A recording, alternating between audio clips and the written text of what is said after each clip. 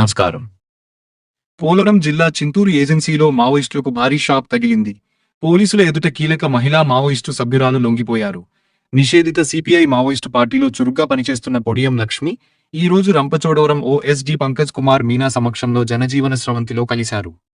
Maoist అగ్రనేత హీడ్మాకు అత్యంత ప్రధాన అనుచరురాలిగా పేరు పొందిన పొడియం లక్ష్మిపై గతంలో పలు కేసులు నమోదయ్యాయి.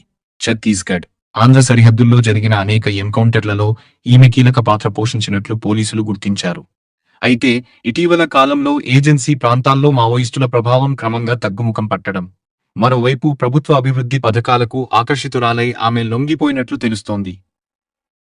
ఈ సందర్భంగా రంపచోడవరం ఓఎస్డీ పంకజ్ కుమార్ మీనా మాట్లాడుతూ, లొంగిపోయిన లక్ష్మికి ప్రభుత్వం నుంచి అందాల్సిన అన్ని రకాల పునరావాస ప్యాకేజీలు మరియు రాయితీలను త్వరితగతిన అందజేస్తామని హామీ ఇచ్చారు.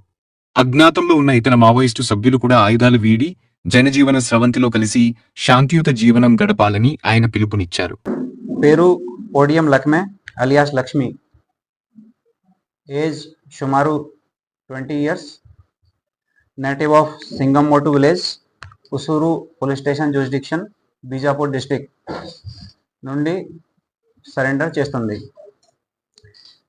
ఈ అమ్మాయి వయస్సు ఓన్లీ 20 సంవత్సరం ఉంది. ఈ మధ్యలో 2020లో రిక్రూట్ అయి ఒక బాల సంఘం ఆర్గనైజేషన్లో పనిచేసింది. 2020-24 వరకు బాల సంఘం, దీని తర్వాత 24-25 దళ సదస్య లాగా, అండ్ దీని తర్వాత 25లో ఈ ప్రమోట్ అయ్యి అండ్ ఇప్పటి వరకు సెకండ్ సిఆర్సి పిఎల్జిఏ బటాలియన్, దీంట్లో స్పెసిఫిక్ ఏంటంటే హిడ్మా ప్రొటెక్షన్ టీంలో పనిచేసింది.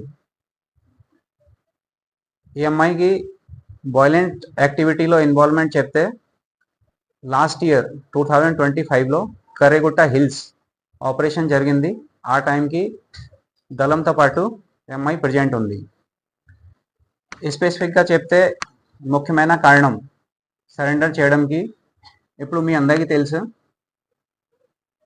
ఛత్తీస్గఢ్, ఆంధ్రప్రదేశ్, ఒడిశా అన్ని చోట్ల ఒక ఇంటీరియర్ ఏరియాలో కూడా క్యాంప్ ఎస్టాబ్లిష్ అయిపోయింది. ఫోర్స్ మూమెంట్ ఆల్రెడీ పెరిగింది. అండ్ లాస్ట్ 2 yearsలో చాలా హెవీ ఎక్స్చేంజ్ ఆఫ్ ఫైర్ జరిగింది. దీంట్లో senior cadre, most of the cadres neutralize అయిపోయారు, మిగతా సరెండర్ అయిపోయారు ఆర్ రిమైనింగ్ అరెస్టెడ్.